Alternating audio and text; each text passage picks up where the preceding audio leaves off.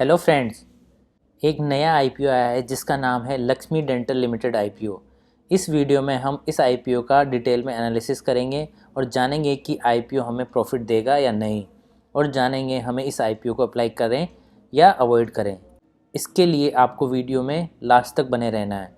और आप चैनल पर पहली बार आए हैं या आपने चैनल को अब तक सब्सक्राइब नहीं किया है तो चैनल को सब्सक्राइब ज़रूर करें और बेल आइकन भी प्रेस करें, जिससे आपको सभी नए आईपीओ के रिव्यूज़ एंड एनालिसिस टाइम पर मिल जाएंगे। तो चलिए वीडियो को स्टार्ट करते हैं।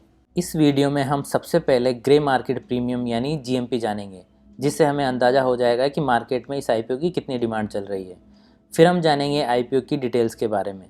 फिर हम इस कंपनी के बारे में जानेंगे, कंपनी क्या करती है, सेक्टर कैसा है। फोर्थ, हम कंपनी के फाइनेंशियल्स को समझेंगे कि कंपनी प्रॉफिट मेकिंग है या लॉस मेकिंग है। फिर हम कंपनी की वैल्यूएशंस को समझेंगे कि कंपनी अपने पीयर्स के मुकाबले महंगी है या सस्ती है। लास्ट में हम जानेंगे कि हमें इस आईपीओ में अप्लाई करना चाहिए या अवॉइड करना चाहिए, और यदि अप्लाई करना चाहिए तो लॉन्ग टर्म के हिसाब से या लिस्टिंग गेन के हिसाब से। तो सबसे पहले हम ग्रे मार्केट में डिमांड देखेंगे। यह एक सिर्फ अनुमान होता है, लेकिन ये एक इम्पोर्टेंट फैक्टर है लिस्टिंग गेन के लिए। यहाँ पर इसकी डिमांड 160 रुपीज़ चली हुई है 428 के आईपीओ के प्राइस पर, ठीक है, जो कि होता है लगभग 38.08%। लगभग 5,380 रुपये का हमें लिस्टिंग गेन मिलने की संभावना है। दोस्तों, ये सिर्फ एक अनुमान ही होता है, ये कंफर्म नहीं होता है कि लिस्टिंग डे के दिन हमें इतना प्रॉफिट होगा ही। इससे कम भी हो सकता है, इससे ज़्यादा भी हो सकता है। अब हम इस आईपीओ की डिटेल देखते हैं।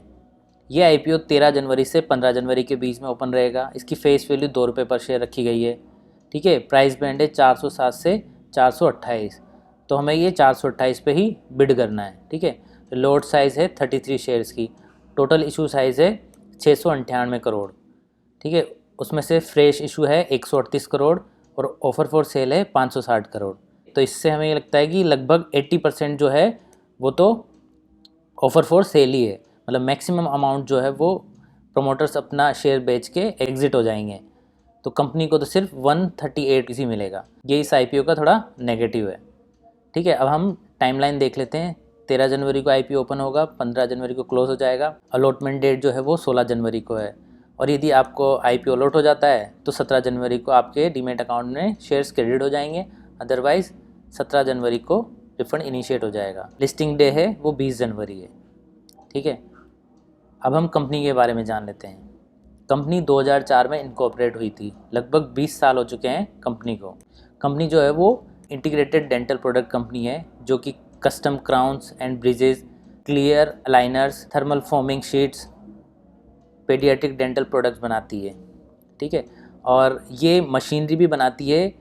Thermal foaming sheets, biocompatible 3D printers आदि के लिए मशीनरी भी बनाती है, जो कि टेगलस नाम से ये इन मशीनरी को बेचती है, ठीक है। ये एक फुली इंटीग्रेटेड मॉडल है। ये डिज़ाइन भी करते हैं, मैन्युफैक्चरिंग भी करते हैं एंड डिस्ट्रीब्यूशन भी करते हैं डेंटल प्रोडक्ट्स का, ठीक है दोस्तों। इसकी 6 मैन्युफैक्चरिंग फैसिलिटीज़ है। 3 मीरा रोड मुंबई में, 2 बोईसर में और 1 कोच्चि में। 5 सपोर्टिव फैसिलिटीज़ भी हैं मुंबई, दिल्ली, बेंगलोर एंड अहमदाबाद में। मतलब टियर 1 सिटीज़ में ही इनकी सपोर्टिव फैसिलिटी सेंटर्स हैं। कंपनी का जो नेटवर्क है वो लगभग 22,000 क्लिनिक एंड डेंटिस्ट का है। एक्चुअल में इनके कोई क्लिनिक्स नहीं है, ये जो क्लिनिक होते हैं, डेंटिस्ट होते हैं, उनको अपना प्रोडक्ट बेचते हैं। तो लगभग इनके 22,000 क्लिनिक पे इनका नेटवर्क है, जो कि 320 सिटीज़ में है, ठीक है। और कंपनी का जो बिज़नेस है वो आउट ऑफ इंडिया भी है। वो लगभग 90 कंट्रीज़ में अपने प्रोडक्ट को एक्सपोर्ट करते हैं। इसमें यूएस, यूके एंड यूरोप भी शामिल हैं।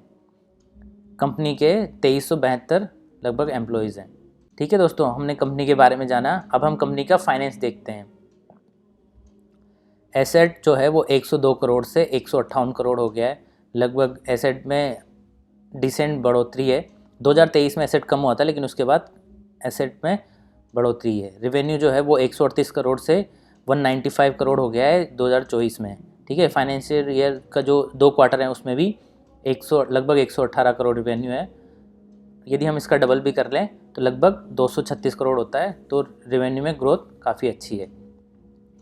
प्रॉफिट आफ्टर टैक्स जो है वो 2022 में -18 करोड़ था, 23 में -4 करोड़ और 2024 में 25 करोड़ हो गया है। ठीक है, तो प्रॉफिट में काफ़ी अच्छी बढ़ोतरी हुई है और 2 क्वार्टर में भी अभी आप देख लीजिए 22.74 करोड़ है। तो लगभग ये जो फाइनेंशियल ईयर 2025 रहेगा उसमें 40 करोड़ से ऊपर ही प्रॉफिट आफ्टर टैक्स रहने वाला है। नेटवर्थ जो है वो 22 करोड़ से 67 करोड़ हो गई है। ठीक है, बोरोइंग भी लगातार कंपनी की बढ़ रही है, 29 करोड़ से 42 करोड़ 2024 में हुई, फिर अभी लगभग 41 करोड़ बोरोइंग है। लेकिन ये एक कंसर्निंग पार्ट नहीं हो सकता क्योंकि इसका जो प्रॉफिट है वही 22 करोड़ है और जो ये भी आईपीओ की प्राइस है उसमें से भी ये लगभग 23 करोड़ बोरोइंग पे करने वाले हैं। तो ये इतना कंसर्न पॉइंट नहीं है। अब हम इसके की परफॉर्मेंस इंडिकेटर देख लेते हैं। आरओई है वो लगभग 79% है, वो भी काफ़ी अच्छा है, बहुत ही अच्छा आरओई है। आरओसी है वो लगभग 20% है।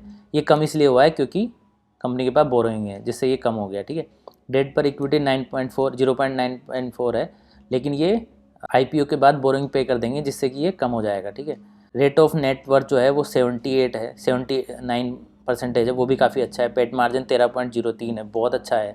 इसका जो पेट मार्जिन है प्रॉफिट आफ्टर टैक्स बहुत ही अच्छा है। ठीक है, प्राइस टू बुक वैल्यू है वो 49.59 है, ये थोड़ा सा ज़्यादा है। ठीक है, दूसरा फैक्टर भी देख लेते हैं कि अपने पीयर्स से महंगी है कि सस्ती है। आप देखिए इसका जो ईपीएस है वो जो इसका पीयर्स कंपनी दी हुई है पॉली मेडिक्योर लिमिटेड, उसका 26.92 है और उसका 4.8 है।